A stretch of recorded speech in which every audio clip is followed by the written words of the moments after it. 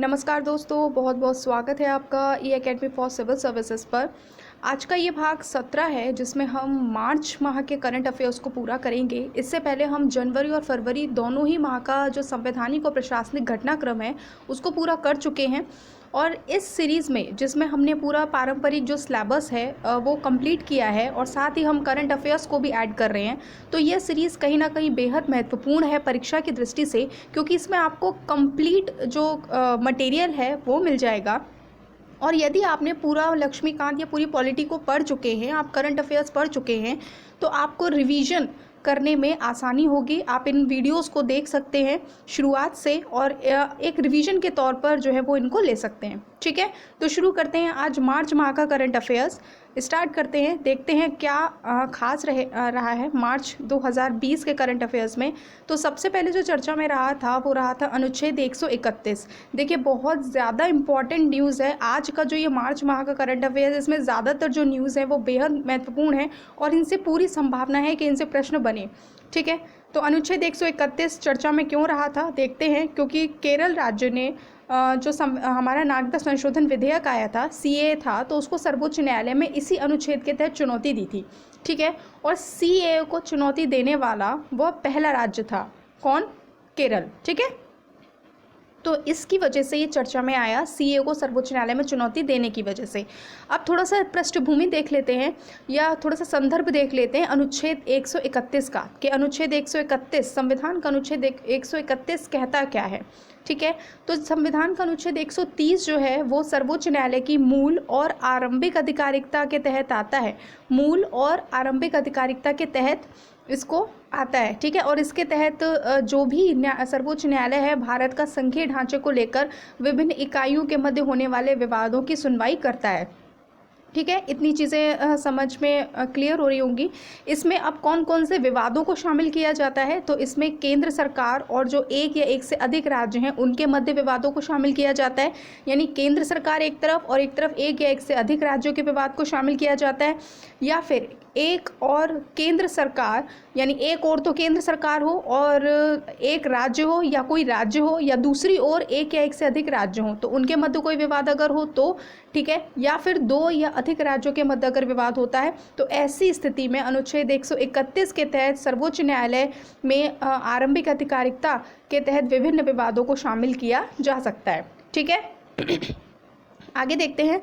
अब देखते हैं केरल का इसमें तर्क क्या रहा है। इस पूरे जो ये विवाद का विषय बन गया अनुच्छेद 131 जो चर्चा में आ गया, तो इस पूरे मामले में जब सर्वोच्च न्यायालय में अनुच्छेद 131 के तहत सीए को केरल सरकार के द्वारा चुनौती दे दी गई, तो इसमें केरल सरकार ने क्या तर्क दिया तो देखते हैं। अनुच्छेद 14, 15 इन सब का उल्लंघन बताया केरल सरकार के द्वारा। ठीक है, क्योंकि अनुच्छेद 14 जो है वो समता का अधिकार रखता है, विधि के समक्ष समानता रखता है, और जो अनुच्छेद 15 है वो धर्म, जाति, मूल, वंश, लिंग के आधार पर समानता की बात करता है। जबकि सीए की बात कही गई थी तो उनका यह कहना था कि ये धर्म के आधार पर जो है वो धर्म के आधार पर चीज़ें इसमें की गई हैं, जो मुस्लिम समुदाय है उसको इसमें इंक्लूड नहीं किया गया है। ठीक है, जबकि इसमें सरकार का पक्ष काफ़ी सारे, इसमें सरकार ने भी पक्ष दिए थे। इसको पूरा हमने अच्छे से डिस्कस किया हुआ है सीए को, तो आप वहाँ पे जाके देख सकते हैं। तो कुल मिला के जो केंद्र सरकार ने है उसमें हवाला दिया था अनुच्छेद 14 और 15 का, कि इन दोनों अनुच्छेदों का उल्लंघन हो रहा है। और सीए के अनुपालन के लिए, है ना, सीए के अनुपालन के लिए अनुच्छेद 256 के तहत बाध्यता के चलते लोगों को मौलिक, सांविधिक, संवैधानिक और जो कानूनी अधिकारिकता है उसके साथ एक राज्य के रूप में केरल के समक्ष कानूनी अधिकारों के प्रवर्तन संबंधी मुद्दे अवस्थित होंगे। ठीक है, उपस्थित होंगे। तो ये चीज़ें हैं, थोड़ा सा इम्पॉर्टेंट है। इसमें सरकार का, जो केरल सरकार राज्य सरकार है, उसका पक्ष ये था, जिसमें सबसे ज़्यादा जो महत्वपूर्ण था वो अनुच्छेद 256 और साथ ही अनुच्छेद 14-15 का उल्लंघन। ठीक है, अनुच्छेद 131 के तहत राज्य सरकार और केंद्र सरकार के मध्य उन विवादों की सुनवाई की जा सकती है जिसमें कानून या तथ्य का प्रश्न निहित होता है। ठीक है, तो कैसे मामले लाए जा सकते हैं, किन मामलों की सुनवाई की जा सकती है, क्या उनकी प्रकृति होनी चाहिए, तो कानून और तथ्य का अगर कोई प्रश्न निहित होता है तो ऐसे मामलों को ही वाद की सुनवाई जो है वो की जा सकती है। ठीक है, और जिन पर राज्य या केंद्र सरकार के कानूनी अधिकार का अस्तित्व निर्भर करता है। ठीक है, इस अनुच्छेद का प्रयोग केंद्र व राज्य के मध्य राजनीतिक विवाद के निपटारे के लिए नहीं किया जा सकता। तो ध्यान में रखना है, बहुत इंपॉर्टेंट है, राजनीतिक विवाद के संदर्भ में नहीं किया जा सकता है इस अनुच्छेद का प्रयोग। जबकि कानूनी या तथ्य का प्रश्न अगर कोई निहित होता है तो ऐसी स्थिति में इस अनुच्छेद का प्रयोग किया जा सकता है, ठीक है। और न ही कार्यकारी शक्तियों के निर्वहन के मामले में किया जा सकता है। तो कार्यकारी शक्तियों के निर्वहन के मामले में भी जो है वो इस अनुच्छेद का प्रयोग नहीं किया जा सकता। तो किया किस में जा सकता है, कानूनी एवं तथ्य का जो प्रश्न इसमें निहित होता है तब इस अनुच्छेद का हम प्रयोग कर सकते हैं, ठीक है। तो ये चीज़ें थोड़ा सा ध्यान में रखनी है। अब आगे देखते हैं। देखिए, इसमें एक चीज़ और इम्पॉर्टेंट थी कि अगर ये कहा जाए कि केंद्र के अनुच्छेद 131 में अगर प्रयोग करने की शक्ति के बारे में बात की जाए तो जो संसद के द्वारा बनाए गए कानून है उनको लागू करने के लिए केंद्र सरकार राज्य को निर्देश जारी कर सकती है, ठीक है। तो जो भी केंद्र सरकार है वो इस कानून के संदर्भ में जो भी आदेश रहेंगे, निर्देश रहेंगे, राज्य को निर्देश जारी कर सकती है। यदि राज्य सरकारें केंद्र और जो भी जारी निर्देश है उनका पालन नहीं करती हैं, अगर वो ऐसा नहीं कर पाती हैं, तो केंद्र सरकार जो है वो राज्यों को कानून के अनुपालन के लिए बाध्य करने के लिए उनके विरुद्ध जो स्थायी निषेधाज्ञा है उसके लिए न्यायालय के समक्ष जा सकती है। तो बहुत ही इंपॉर्टेंट पॉइंट रहेगा ये, इसको थोड़ा सा ध्यान में रखिएगा, ठीक है। तो ये सारी चीज़ हैं, इसकी वजह से जो है वो आपका अनुच्छेद 131 चर्चा में आया था। एक बार जल्दी से रिवाइज करते हैं इसका कारण क्या था चर्चा में आने का। क्योंकि केरल सरकार ने सीए को इसका जो भी प्रावधान किए गए थे इसके तहत, इस अधिनियम को, इस कानून को चुनौती दी सर्वोच्च न्यायालय में और इसमें बदलाव की मांग की, ठीक है ना। क्यों? और ऐसा करने वाला केरल पहला राज्य था। अब कारण क्या था? कारण ये था क्योंकि इसमें ये कहा गया आर्टिकल 356 के तहत जो बाध्यता के चलते लोगों के मौलिक, सांविधिक और जो संवैधानिक और कानूनी अधिकार हैं उनके साथ एक राज्य के रूप में केरल के समक्ष जो कानूनी अधिकार है उनके प्रवर्तन संबंधी मुद्दे उपस्थित होंगे। साथ ही अनुच्छेद 14 और जो 15 है उनका भी उल्लंघन इसके तहत बताया गया था, ठीक है। अनुच्छेद 131 की बात करें तो वो किससे संबंधित है? अनुच्छेद 131 के तहत सर्वोच्च न्यायालय की जो आरंभिक और मूल अधिकारिकता है उसके तहत उसका वर्णन किया गया है, जिसमें विभिन्न विवादों को शामिल किया जा सकता है। कैसे कैसे विवाद इसमें शामिल किए जा सकते हैं? तो एक तरफ केंद्र सरकार हो और दूसरी तरफ एक या एक से अधिक राज्यों के मध्य अगर कोई विवाद होता है तो एक और केंद्र सरकार हो और राज्य या फिर कोई राज्य, या दूसरी तरफ एक या एक से अधिक राज्यों के बीच कोई विवाद होता है तो, या फिर दो या दो से अधिक राज्य होते के मध्य अगर कोई विवाद होता है तो अनुच्छेद 131 का प्रयोग किया जा सकता है, ठीक है। तो इसको थोड़ा सा ध्यान में रखना है। नेक्स्ट जो हमारी न्यूज़ थी वो है संसद समितियां। देखिए, इनसे भी प्रश्न बनते ही बनते हैं, है ना। संसद समितियों से और ज़्यादा संभावनाएं तब ज़्यादा बढ़ जाती है जब यह मुद्दा चर्चा में रहा हो, ठीक है। तो संसदीय समितियां जो हैं वो चर्चा का विषय बनी रही थी और पहले भी बनी रही थी, 2019 के शुरुआती दौर में भी बनी रही थी, क्योंकि इनमें कुछ नियम परिवर्तन किए गए थे, ठीक है। और अभी दोबारा ये चर्चा में इसलिए आई क्योंकि जो राज्य सभापति हैं एम वेंकैया नायडू जी, उन्होंने संसदीय समितियों के कामकाज को लेकर चिंता जताई, संसदीय समितियों के कामकाज को लेकर चिंता व्यक्त की थी, इसीलिए ये चर्चा में आ गई, है ना। अगर देखा जाए तो वर्तमान में संख्या देखी जाए संसदीय समितियों की तो 8 संसदीय समितियां हैं वर्तमान में, है ना। जो किस किस से संबंधित है? जो संबंधित है वाणिज्य से, है ना, और जो गृह कानून है उनसे संबंधित हैं, न्याय से हैं, मानव संसाधन विकास से हैं, विज्ञान प्रौद्योगिकी जैसे विषयों के निपटान से संबंधित हैं ये संसद समितियां। ये संसद समितियां जो है वो राज्यसभा के प्रशासनिक नियंत्रण में है, ठीक है ना। कि ये हमें पता है कि जो संसदीय समितियां हैं वो राज्यसभा के प्रशासनिक नियंत्रण में हैं और जो उच्च सदन है उसके लगभग 80 जो सांसद हैं वो इन समितियों के हिस्सा होते हैं। कितने? 80 सांसद, ठीक है, इन संसद समितियों के हिस्सा होते हैं, ठीक है। तो इतनी चीज़ें याद में रखनी है। अब इसमें चिंता का कारण क्या है? क्यों वेंकैया नायडू जी ने चिंता व्यक्त की है इनके कार्य को लेकर, इनके कामकाज को लेकर? तो इसमें चिंता का कारण जो है वो संसदीय प्रणाली में ये समितियां महत्वपूर्ण भूमिका निभाती हैं, है ना। ये समितियां जो हैं वो महत्वपूर्ण भूमिका निभाती हैं। एक्चुअली होता क्या है, क्योंकि जो सांसद होते हैं उनको अक्सर ऐसे विषय दे दिए जाते हैं जो कहीं ना कहीं कानून बनाने के लिए, मतलब जब कानून बनाया जाता है या उनको कानून बनाने के लिए कहा जाता है तो उनको उस विषय के संदर्भ में कोई पर्याप्त कानूनी नहीं मतलब ज्ञान नहीं होता है ना, कोई एकेडमिक वैल्यूज़ नहीं होती हैं उस विषय से संबंधित। तो तब ये ये समितियां हैं, संसदीय समितियां हैं, वो कहीं ना कहीं हेल्प करती हैं उन सांसदों का जो भी विषय है उसके निपटान के लिए। अब चिंता का जो महत्वपूर्ण कारण बन जाता है वो ये है कि जो भी संसदीय समितियों की बैठक में भाग लेने वाले सांसद होते हैं ना, उनका मुद्दा अत्यंत महत्वपूर्ण होता है, क्योंकि जो संसदीय प्रणाली में ये जो संसदीय समितियां हैं वो केंद्रीय भूमिका निभाती है। लेकिन जो संसद सदस्य हैं उनका ये उत्साह विहीन रवैया एक गंभीर समस्या इसलिए पैदा कर देता है क्योंकि जो संसदीय समितियां हैं वो समय के अभाव के चलते किसी भी विषय को बारीकी से और पूरी तरीके से निपटाने, उस पर विचार करने, इन सब के लिए उत्तरदायी होती हैं, ठीक है। लेकिन अगर इन्हीं संसदीय समितियों पर उदासीन व्यवहार दिखाया जाएगा, उदासीन जो है वो रवैया अपनाया जाएगा, तो कहीं ना कहीं इन संसदीय समितियों का जो मनोबल है वो कम होगा। और जब मनोबल कम होगा तो ये अपनी कार्य प्रणाली, जो भी इनकी कार्य नीति है, उसको अच्छे से उसका निर्वहन नहीं कर पाएंगी, क्योंकि संसदीय एक ऐसी जगह होती है जहाँ पे कानूनों का निर्माण होता है ना। और उन कानूनों के निर्माण में सांसदों के लिए एक महत्वपूर्ण भूमिका निभाती हैं ये संसद समितियाँ। अगर इन्हीं संसद समितियों का कार्य मनोबल कम होगा तो कहीं ना कहीं यह जो कानून है, जो विषयों पर चर्चाएं हैं, वो उतने प्रभावी ढंग से नहीं हो पाएंगी, ठीक है। तो इसीलिए कहा गया है कि जो ये उदासीन व्यवहार अपनाया जा रहा है उस पर चिंता व्यक्त की गई है, और यह उदासीन व्यवहार इन संसदीय समितियों की कार्यप्रणाली पर नकारात्मक प्रभाव डाल रहे हैं, ठीक है। अब देखते हैं थोड़ी प्रासंगिकता कि इसकी ये मतलब इसकी ज़रूरत क्यों है। तो ये हमने देखा कि जो सांसद हैं उनके संबंधित विषयों पर पर्याप्त अकादमिक पृष्ठभूमि का अभाव होता है और औपचारिक प्रशिक्षण का अभाव होता है ना। जो भी सांसद होते हैं जिन विषयों पर वो चर्चा कर रहे होते हैं, तो ऐसी स्थिति में उन विषयों के संदर्भ में उन्हें पूर्ण जानकारी का अभाव होता है और उनके पास कोई एकेडमिक पृष्ठभूमि भी नहीं होती, कोई विशेषज्ञता भी नहीं होती। जबकि ये संसद समितियां विशेषज्ञता को समेटे हुए होती हैं ताकि उन विषयों पर एक बेहतरीन रणनीति, एक बेहतरीन चर्चा, एक बेहतरीन निर्णय दिया जा सके, ठीक है ना। तो इसीलिए इनकी प्रासंगिकता हो जाती है संसद समितियों की। साथ ही संसद समिति की बैठकें सत्र से स्वतंत्र होती हैं, है ना। अब जब ये बैठकें सत्र से स्वतंत्र होंगी तो कहीं ना कहीं जो संसदीय समितियां हैं वो सत्र के दौरान होने वाली जो बहस रहेंगी उनकी कमजोरियां का शिकार नहीं होंगी, है ना, क्योंकि ये सत्र से स्वतंत्र हैं। और अगर ये सत्र से स्वतंत्र हैं तो अपनी जो भी इनकी कार्यवाहियां हैं उनको और बेहतर ढंग से ये प्रस्तुत कर सकेंगी, है ना। तो सत्र से स्वतंत्र होती हैं, इसीलिए यह जो भी संसद की बहस होती है उसकी कमजोरियों का शिकार नहीं बन पाती हैं।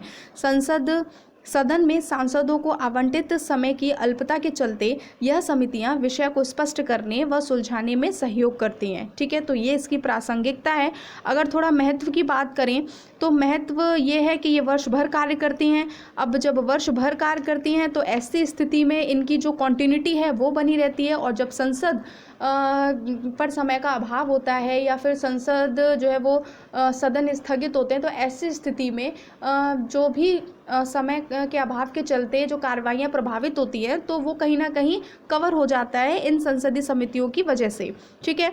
सांसदों के ये छोटे छोटे समूह सभी मंत्रालयों के विषयों, विधेयकों और बजटों की श्रेणी पर अध्ययन व विचार विमर्श करती हैं। तो बेसिकली क्या है, ये सांसदों के छोटे छोटे समूह होते हैं और यह मंत्रालयों के विषयों पर और विधेयकों पर और बजटों की श्रेणी पर अध्ययन और विचार विमर्श भी करती हैं, ठीक है। समितियां राजनीतिक दलों के मध्य आम सहमति बनाने हेतु एक मंच भी प्रदान करती हैं, क्योंकि इनका निर्णय, क्योंकि यहाँ पर क्या है, विशेषज्ञों की उपस्थिति होती है और ये ऐसे निर्णय उपलब्ध कराते हैं जिन पर आम सहमति बनना लाजमी हो जाती है, ठीक है। और जब आम सहमति बनेगी तो विरोध का कोई कारण नहीं रहेगा और जो भी नियम रहेंगे, जो भी निर्णय रहेगा वो आसानी से लागू हो सकेगा, ठीक।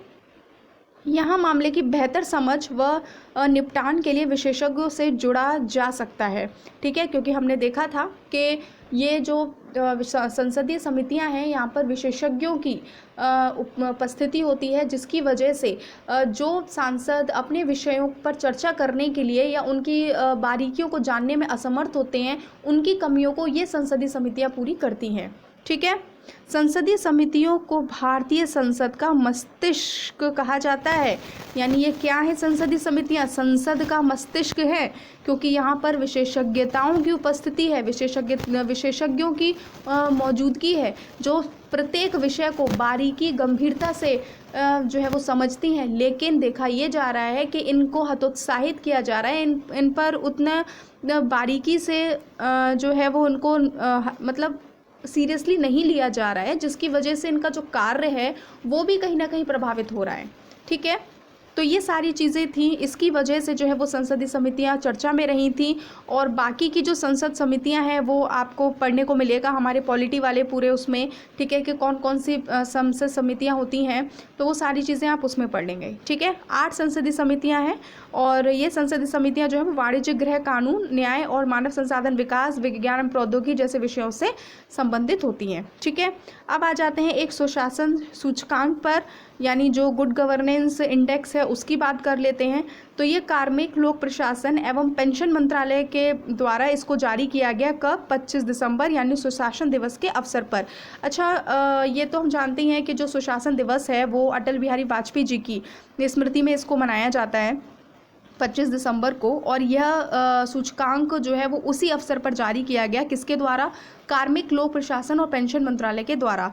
शासन के इसमें 10 क्षेत्रों और 51 संकेतकों के आकलन पर आधारित है ये पूरा सूचकांक। इसमें 3 श्रेणियों में विभाजित कर दिया गया है, जिसमें बड़े राज्य हैं, उत्तर पूर्वी राज्य और पहाड़ी राज्य हैं। बड़े राज्यों की श्रेणी में जो प्रथम स्थान पर रहा है वो तमिलनाडु, दूसरे पर है महाराष्ट्र और तीसरे पर है कर्नाटक।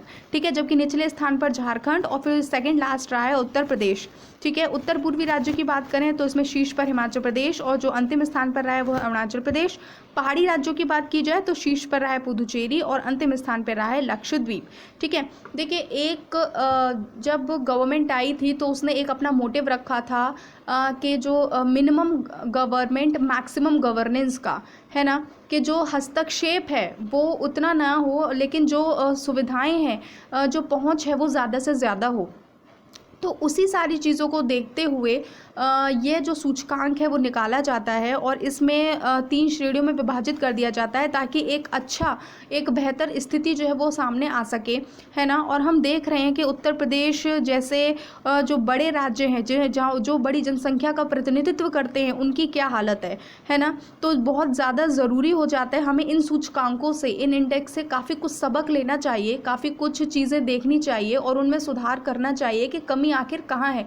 क्योंकि जब तक ये बड़े जो राज्य हैं, जो बड़े जनसंख्या वाले राज्य हैं, है ना, जो एक बड़े क्षेत्र का, एक बड़ी जनसंख्या का प्रतिनिधित्व करते हैं, जब तक यहाँ पर शासन सुविधाएं और जो बेहतर शासन प्रणालियाँ नहीं होंगी, तब तक जो छोटे राज्य हैं, है ना, उनको भी चीज़ें जो है वो अच्छे से मुहैया नहीं होंगी। तो इसीलिए जब तक बड़े राज्य अपनी स्थिति को बेहतर नहीं करते हैं, सारी चीज़ें ऑन ट्रैक नहीं हो सकती। ठीक है, तो इन सूचकांकों से काफ़ी कुछ हमें सीखना चाहिए, और इसी महत्ता को देखते हुए सूचकांक जो है वो लाए भी जाते हैं।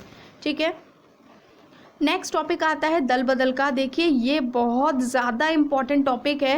एक्चुअली जो आर्टिकल 131 है और जो दल बदल विरोधी कानून है, ये दोनों ही बहुत ज़्यादा इम्पॉर्टेंट टॉपिक हैं, और इनसे प्रश्न बनने की 90% संभावना है।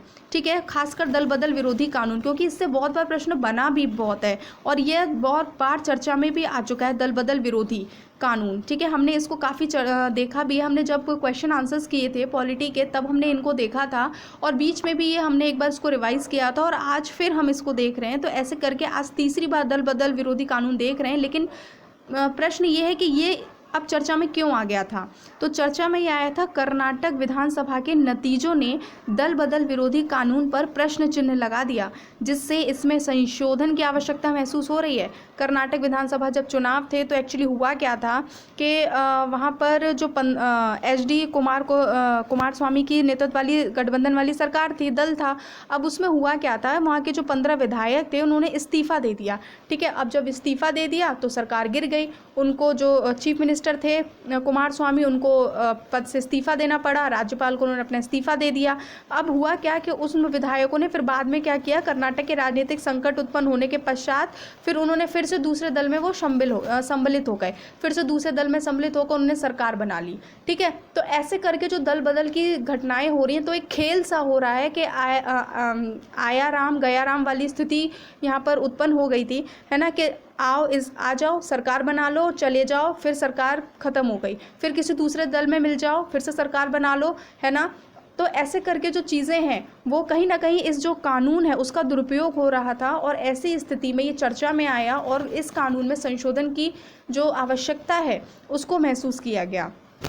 ठीक है, तो देखते रहें कि फिर इसमें हुआ क्या था। जो कर्नाटक में उपचुनाव हुए थे उसमें 11 विधायक के नेतृत्व वाला जो गठबंधन सरकार थी, है ना, दल बदल को कर पुनः इसमें 11 विधायक निर्वाचित हो गए थे, जिससे कानून की जो प्रासंगिकता थी उस पर प्रश्न चिन्ह लग गया था। ठीक है, तो ये सारी चीज़ें थी जिसकी वजह से दल बदल विरोधी कानून जो था वो चर्चा में आया था। अब हमारे लिए जो सबसे ज़्यादा, ये तो हमने उसका ये देख लिया, उसका मर्म देख लिया कि किस तरीके क्यों ये चर्चा में आया, है ना, क्या ऐसी घटना हुई थी। लेकिन हमारे लिए जो सबसे ज़्यादा इम्पॉर्टेंट है, जहाँ से प्रश्न बनेगा, वो है इसके बारे में जानना, इसकी अंदरूनी चीज़ों को जानना कि दल बदल विरोधी कानून है क्या। ठीक है, तो देखते हैं 10वीं अनुसूची को सबसे पहले, क्योंकि इसी 10वीं अनुसूची में 52वां संविधान संशोधन जो है वो उसको किया गया था और जो दल बदल से संबंधित था। ठीक है, तो भारतीय संविधान की 10वीं अनुसूची, जिसे लोकप्रिय रूप से दल बदल विरोधी कानून कहा जाता है, वर्ष 1985 में 52वें संविधान संशोधन के द्वारा इसको लाया गया था। ठीक है, हालांकि ये चीज़ें हमने देखी थी पहले काफ़ी बार, लेकिन एक बार रिवीजन के तौर पर देख लेते हैं। यह दल बदल क्या है और दल बदल करने वाले सदस्यों को अयोग्य ठहराने संबंधी प्रावधानों को यह पूरा जो संशोधन है वो पूरा परिभाषित करता है। इसका जो उद्देश्य है वो राजनीतिक लाभ और पद के लालच में दल बदल करने वाले जो भी जनप्रतिनिधि हैं उनको क्या करना है, अयोग्य करार देना है, ताकि संसद की जो स्थिरता है वो बनी रहे। और अब जाकर ये स्थिरता कहीं ना कहीं भंग हो रही थी, अस्थिरता का रूप ले रही थी, इसीलिए अब इसमें संशोधन करने की कवायद को कहा गया। ठीक है, तो इसमें जो जनप्रतिनिधियों के अयोग्य करार देने का बात इसमें कही गई है। अब इसकी ज़रूरत क्यों पड़ी थी 10वीं अनुसूची की, यानी जो 52वां संविधान संशोधन था उसकी आवश्यकता क्यों पड़ी। तो लोकतांत्रिक प्रक्रिया में राजनीतिक दल सबसे अहम होते हैं, क्योंकि वही राजनीतिक दल ही वो ज़रिया होते हैं जिनके माध्यम से जो जनता के कार्य प्रणालियाँ हैं, जो जनता के लोक कल्याण कार्य के लिए जो कार्य हैं वो किए जाते हैं। ठीक है ना। और अगर बात की जाए तो अगर यही जो राजनीतिक दल हैं जो लोकतांत्रिक प्रक्रिया का प्रतिनिधित्व करते हैं, तो अगर यही राजनीतिक दल अगर अपने स्वार्थ के लिए दल बदल कर करके सरकार बनाते और बिगाड़ते रहे, तो ऐसे में किस प्रकार से जनसंख्या का जो हमारे जनता है ना, जो जनता जनार्दन है उसका भला हो सकेगा, बिल्कुल नहीं हो सकेगा। तो इसीलिए इन सारी चीज़ों को दूर करने के लिए, ताकि उसका दुरुपयोग ना हो सके, वो 10वीं अनुसूची की ज़रूरत पड़ी। ठीक है, लेकिन आज़ादी के कुछ वर्षों के बाद ही दलों को मिलने वाले जो सामूहिक जनादेश थे उनकी अनदेखी की जाने लगी। तो यानी यह सामूहिक आधार पर फैसले लेने के लिए ये बना, लेकिन देखा गया कि आज़ादी के कुछ वर्ष बाद ही दलों में मिलने वाले जो सामूहिक जनादेश था उसकी अनदेखी हो जाने लगी। ठीक है, विधायकों और सांसदों के जोड़ और तोड़ से सरकारें बनने और गिरने लगी, जैसा हमने एक्सप्लेन किया। 1960 से 70 के दशक में आया राम और गया राम अवधारणा प्रचलित होने लगी थी, यानी सरकार में आ जाओ, दल से अलग होकर दूसरे सरकार में आ जाओ, दल में आ जाओ, सरकार बना लो, और जब ज़रूरत पड़े तो दल से इस्तीफा दे दो और दूसरे दल में जाकर मिक्स होकर उनकी सरकार बना लो। ठीक है ना, इसी को कहा गया आया राम और गया राम। जल्द ही दलों को मिले जनादेश का उल्लंघन करने वाले सदस्यों को चुनाव में भाग लेने से रोकने तथा अयोग्य घोषित करने की जरूरत महसूस होने लगी। वर्ष 1985 में संविधान संशोधन के जरिए दल बदल विरोधी कानून लाया गया। ठीक है, अब देखते हैं इस क्योंकि अयोग्य घोषित करने के लिए कानून लाया गया था, 52वां संविधान संशोधन हुआ था, तो इसके आधार क्या क्या हैं। तो दल बदल विरोधी कानून के तहत किसी भी जनप्रतिनिधि की अयोग्य घोषित किया जा सकता है। किस किस प्रकार से, यदि एक निर्वाचित सदस्य स्वेच्छा से किसी राजनीतिक दल की सदस्यता को छोड़ देता है तो, ठीक, तो उस पर ये कानून लागू होगा। यदि कोई निर्दलीय निर्वाचित सदस्य, तो ध्यान में रखिएगा, निर्दलीय निर्वाचित सदस्य किसी राजनीतिक दल में अगर शामिल हो जाता है तो उस पर ये कानून लागू होगा। यदि किसी सदस्य द्वारा सदन में पार्टी के पक्ष में अगर विपरीत वोट कर दिया जाता है, यानी पार्टी के पक्ष में अगर वोट नहीं किया जाता है तो उस पर ये कानून लागू होगा। यदि कोई सदस्य स्वयं को वोटिंग से अलग रखता है तो, और 6 महीने की समाप्ति के बाद, कब, 6 महीने की समाप्ति के बाद यदि कोई मनोनीत सदस्य किसी राजनीतिक दल में शामिल हो जाता है तब जो जनप्रतिनिधि हैं उनको अयोग्य घोषित किया जा सकता है। ठीक है, तो ये सारे आधार रहेंगे अयोग्य घोषित किए जाने के। ठीक है, आगे देखते हैं, इसमें कुछ अपवाद भी हैं। क्या अपवाद हैं तो देखते हैं ज़रा। यदि कोई व्यक्ति स्पीकर यानी जो विधानसभा का अध्यक्ष है उसके रूप में अगर कोई चुना जाता है तो वह अपनी पार्टी के में से इस्तीफा दे सकता है ना।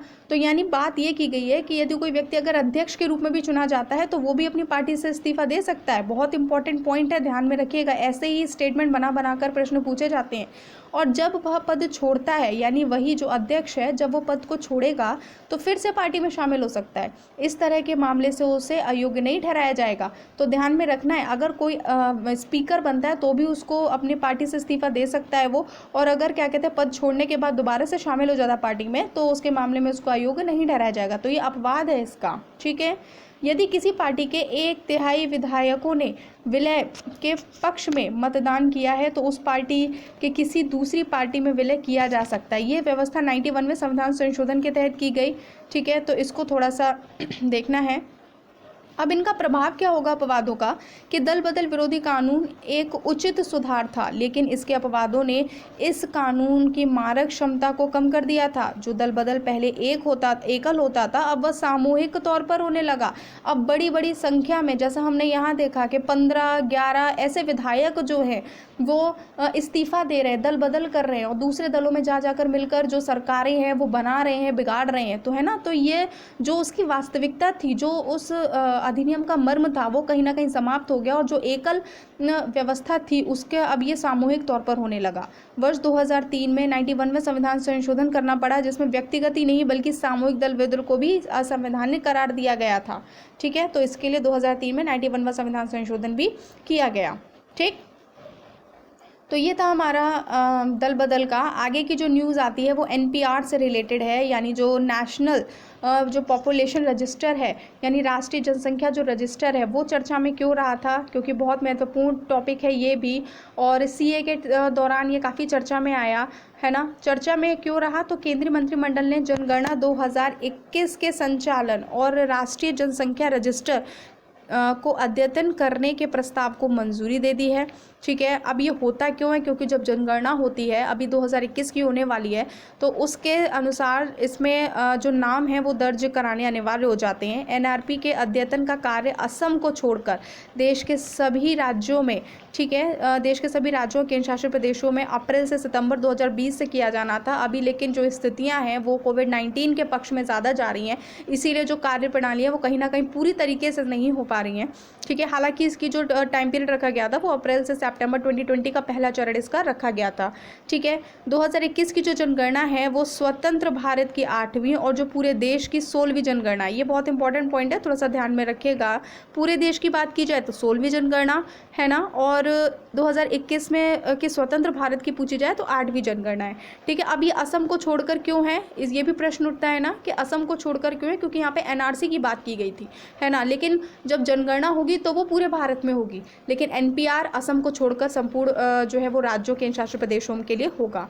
ठीक है, देखते हैं थोड़ा सा NPR क्या है, इसको भी देखते हैं। तो यह देश के सामान्य निवासियों की एक सूची होता है जो नागरिकता अधिनियम 1955 के प्रावधानों के तहत स्थानीय, उपजिला, जिला, राज्य और राष्ट्रीय स्तर पर बनाई जाती है। ठीक है, तो क्या है, ये एक सामान्य निवासियों की एक सूची है। कोई भी व्यक्ति जो 6 महीने या उससे अधिक समय से भारत में रह रहा है या अगले 6 महीने या उससे अधिक समय तक यहाँ रहने का इरादा रखता है तो उसे NPR में अनिवार्य रूप से रजिस्टर कराना होगा। तो जो टाइम पीरियड जो लिमिट दी है वो 6 महीने या उससे अधिक, या आगे आने वाले 6 महीने या उससे अधिक के लिए अगर रहता है तो। ठीक है, एनपीआर को नागरिकता कानून 1955 और नागरिकों का पंजीकरण और राष्ट्रीय पहचान पत्र जारी करना नियम 2003 के प्रावधानों के अनुसार तैयार किया जाता है।